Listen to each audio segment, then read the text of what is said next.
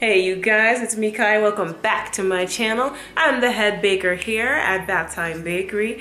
Je suis la pâtissière at Bath Time Bakery. We're gonna be making these beautiful orange creamsicle soaps today, you guys. They smell freaking fantastic. I used orange essential oil. I also used fragrance oil and I combined them together and this smells perfect. It smells like those old school cream sodas that you used to have back in the day. That's what these remind me. And back in the day, for me, I'm an 80s baby, so you can take that into context here. If there's anything that soaping has taught me, you guys, is that patience is one of the things that are key here in the process. And because I was not patient, my soap suffered aesthetically. So it was too soft when I took it out of the mold. And so when I was cutting it, my soap wasn't able to hold its form. Also, you can see the soap cutter line right there. It made an imprint in the soap as I was cutting it. So those are the minor aesthetic issues or challenges that I ran into it. But I know now for next time, really let my soap sit in for at least 21 hours. I cut it at 18 hours thinking those few hours wouldn't make a difference. For me, my particular recipe, 21 hours has never failed. I got impatient, 18, I should have waited. Now I know. Anyway, you guys, I quite hope you like this video. And let's go ahead and get into it. But before we do that, we need to have a talk, right? We need to have an exchange and conversation here.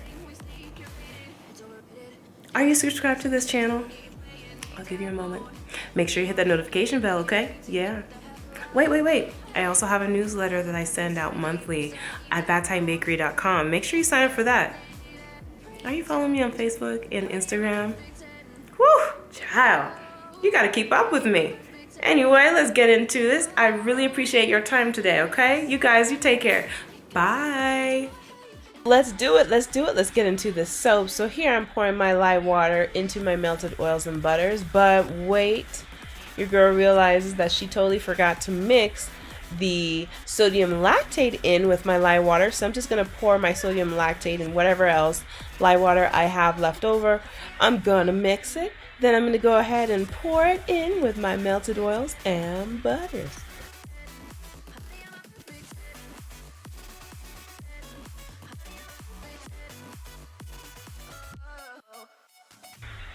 Alright, so I'm not really doing anything significant here, just kind of mixing it all together, but nothing's really going to happen until I use my stick blender. Before I stick blend, you guys, I'm going to go ahead and add in my white kaolin clay. However, it's best to mix the white kaolin clay with your lye water, mix it in well, then add it into the melted oils and butters. That's the easiest way I find that it disperses in my melted oils and butters. However, it's going to work out just fine when I mix everything in with the stick blender.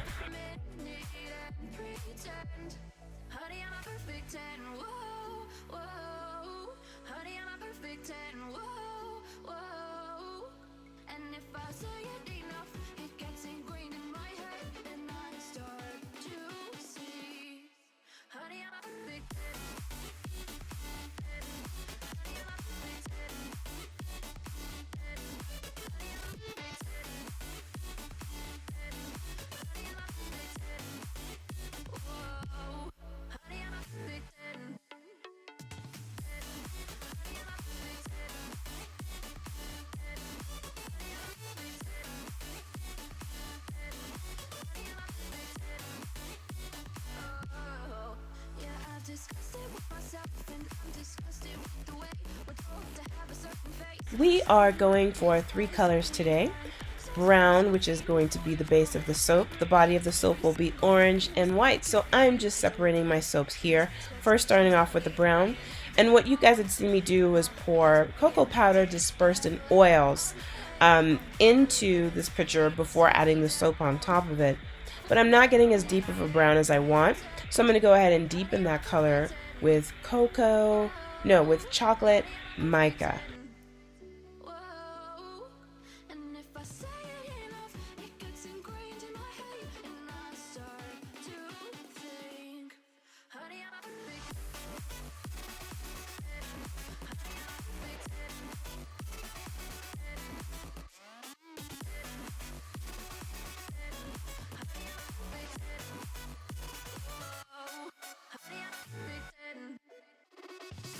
Ah, if only it were that simple. If only, you guys, we were done with the base of our soaps. But alas, your girl forgot to put in the fragrance oil. So I am pouring it right out. I'm going to add my fragrance oil. I'm going to mix, mix, mix, mix, mix. And I'm going to put it back into the bottom of the soap. What does perfect even mean? Is there even such a thing? All right, round 2. Let's do this. All right, and that's working out quite nicely. And I hope you guys can see the interesting thing about fragrance oil is they affect soaps differently depending on the fragrance oil, but that definitely made the base a lot thinner. This was done in part out of sheer curiosity. I wanted to know if brown mica would show up as a nice mica line given how dark and deep this base was. So I threw that in there. The answer is it shows up, but not really enough to add significance to the look of the soap. So definitely when I make these soaps going forward, because I really do like the cream soaps, I'm going to keep this in my line. I'm not going to use or have a mica line, and or it will be a color that definitely stands out a lot more significantly than this beautiful and subtle chocolate brown. Something else that I should have said in the intro of this video is don't soap when you're tired. You guys, I just forgot all kinds of steps, made all kinds of misjudgment with container sizes and everything that you'll see. Thankfully, I did have my plan written down. That was the only thing that was kind of helping me get through this remotely gracefully, if you can even call it that. But here I'm going to split the remainder of the soap into 2 colors. And these pictures ended up being way too small, so as soon as I put them in, you will see that I'm going to change my mind because I can't work with this and put them into larger containers.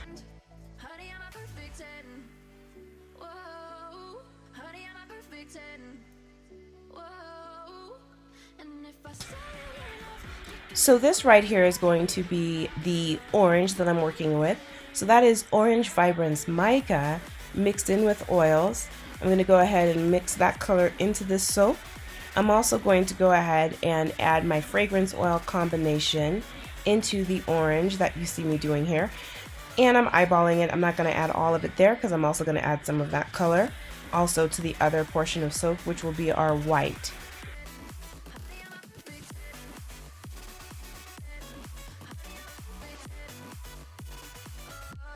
What madness, you guys. So here's me pouring the other soap. I'm going to transfer all the soap into that container into this bigger green container. Now I'm adding my titanium dioxide that's been dispersed in oils. I'm adding it to the soap there, and I'm mixing it by hand, and it's getting to a nice color, but the fragrance oil combination I'm going to use is going to deepen that color. So I'm going to stick blend this because stick blending really helps blend the titanium dioxide into it, and you'll see after I stick blend this that it does look slightly whiter than it did when I just mixed it by hand.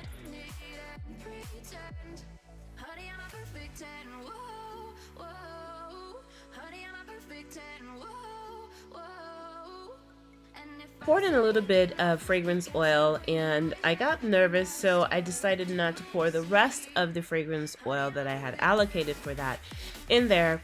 But you will see me shortly. I go back to the orange color and then I just add the rest there.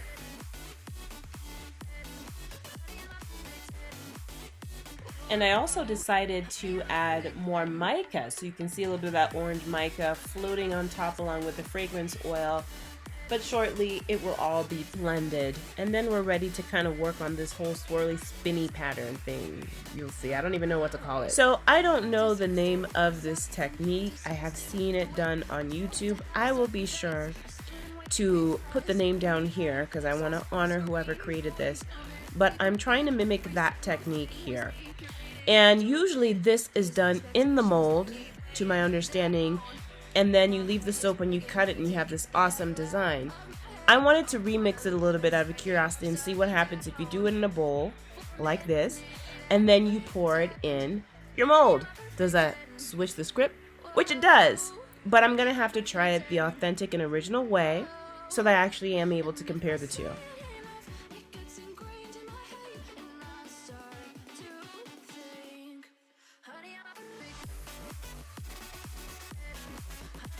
And once I was done pouring all of the colors in alternating, I'm now going to go ahead and pour it in the mold and we will see what we get.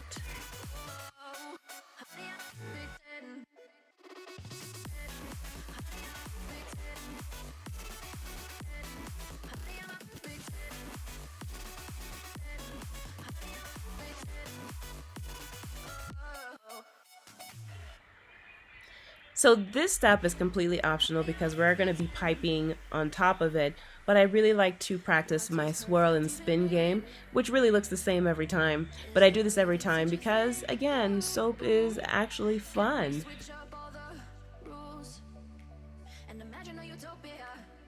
Darling, I'm just so fed up with these expectations. They keep weighing me down. My heart is So my frosting is ready. I will tell you, I know that some people have separate frosting recipes for their soap frosting. I don't. Whatever recipe I'm using for the soap base is the same recipe that I use for the tops of my soap, and I just let it sit until it reaches a pipeable consistency. And you guys know, again, still learning how to pipe. Make do what it do what I can. It always all turns out nice at the end, but guys, you see I make aesthetic boo-boos, but it always comes together. If you have a beautiful execution in mind, it will happen. You just have to stay positive. I really might be talking to myself here too, because as I'm watching this, I'm like, ooh, look at the way that's shaped. Some of them look like just really unhappy marshmallows. But in truth, really, the final product does come out nicely. Let's go ahead and speed this up. a certain face. I stood and wait because we aren't pixels on a screen. No, we're human, we breathe. Every single thing we see curated. It's overrated. These expectations, they keep weighing me down.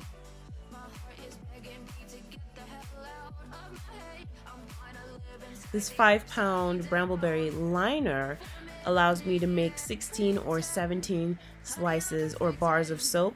I've settled for 16 1-inch bars of soap with 2 ends, each about half an inch. And so I've marked the liner accordingly. So I didn't stress so much on my piping being lined up with those marks, but these beautiful orange embeds do need to be lined up appropriately to make it easier on me when I cut the final loaf. We could stop right there, but it wouldn't be me if we didn't keep on going. So these are melt and pour embeds. I mixed melt and pour earlier. I made an orange base and a white base, mixed them together and just let them sit because I wanted to slice them with my potato peeler and add them into my soap on the side as curly, kind of coily, swirly things. I also stick them in the soap so each bar has some kind of ends, melt and pour ends sticking out, which I think is a really cool look and will serve me very well in a future coconut-based soap that I want to make. and imagine a utopia. Darling, I'm just so fed up with these expectations. They keep weighing me down. My heart is begging me to get the hell out of my head. I'm trying to live inside the upside. And here I've mixed a little bit of orange vibrance mica with some rubbing alcohol or isopropyl alcohol, and I'm just kind of dropping it all throughout. And I apologize, this camera angle is really unflattering, but the end result is very beautiful orangey highlights throughout the soap.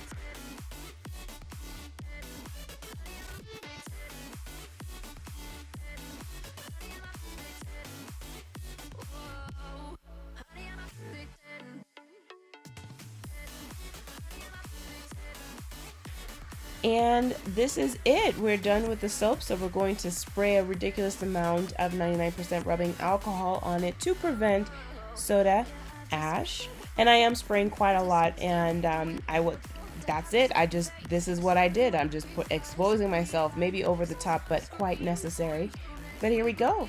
Here's the final product, and you will see what the soaps look like after they've been cut.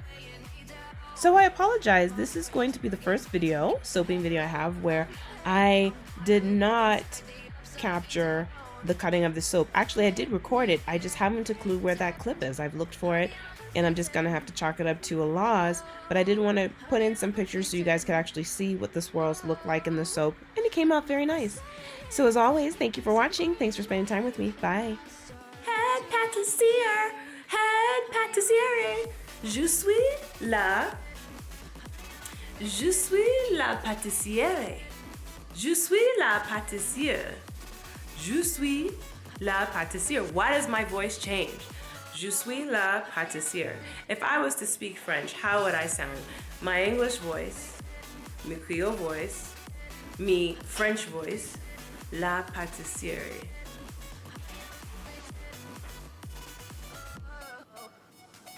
Hola! Je m'appelle Clyde. Je suis la pâtissière at Bath Time Bakery. A mess. Okay, I'm done. Can we switch up all the rules and imagine a utopia? Darling, I'm just so fed up with these expectations. They weigh me down.